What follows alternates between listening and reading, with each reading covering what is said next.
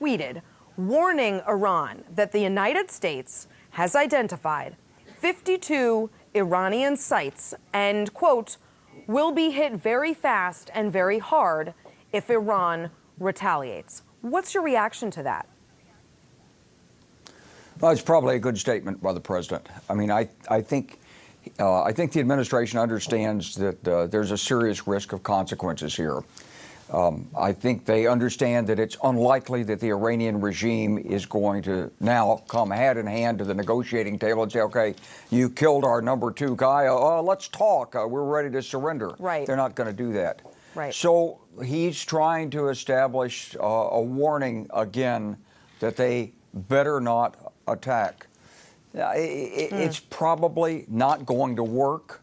I'd say the odds are that given Iran's politics domestically, given the way the administration in Iran or the regime in Iran has handled itself, it's probably going to have to, for its own credibility, to hold its followers together, to intimidate those in Iran who don't believe in it. It's going to have to find a way to strike back. But here's the other thing that they have to understand, Essie, that they're looking at the United States. They understand our politics pretty well. And President Trump obviously understands our politics pretty well because he accused President Obama in 2011 of wanting to start a war so he'd be reelected. So the Iranians have to understand that they're playing into the domestic politics of the United States in a way that strengthens the President of the United States when they strike us.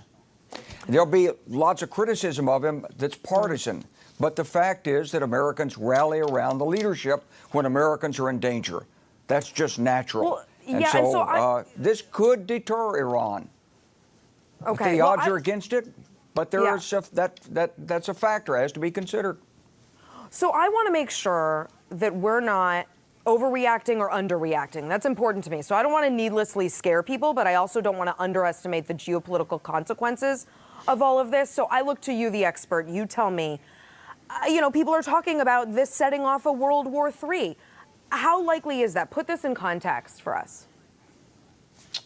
I wouldn't say that this particular act is the trigger that immediately we go to World War III. This act probably takes us to a new phase in our 40-year struggle with Iran because we have been disproportionate in our response. And we've taken out somebody that they really value. So they're going to want to retaliate. And then the question is, what will we do? Let's say we do take out the 52 sites that the president has mentioned. What will they do then? And then what will we do in response to that? Because the difference in this operation versus, let's say, the operation that I led in Kosovo 20 some odd years ago is Serbia was a country of 10 million people surrounded by nations that were European and wanted to be part of Europe. They wanted to be part of NATO. Iran is a nation of more than 80 million people. It's too big. It's too diverse. It's too difficult geographically to ever think that the United States is going to go in there and occupy that country. We didn't do very well when we were against a smaller country like Iraq. So we're not going to go in there. So after you pound it and so forth, what are you left with? At best, a failed state. At worst, a state that maybe they do have nuclear weapons. Maybe North Korea is going to give nuclear weapons. Maybe Russia will come to their aid. We don't know how the geopolitics of this could spin out of control. Well, in so general, it's too early to say it's a path to war, but it's dangerous.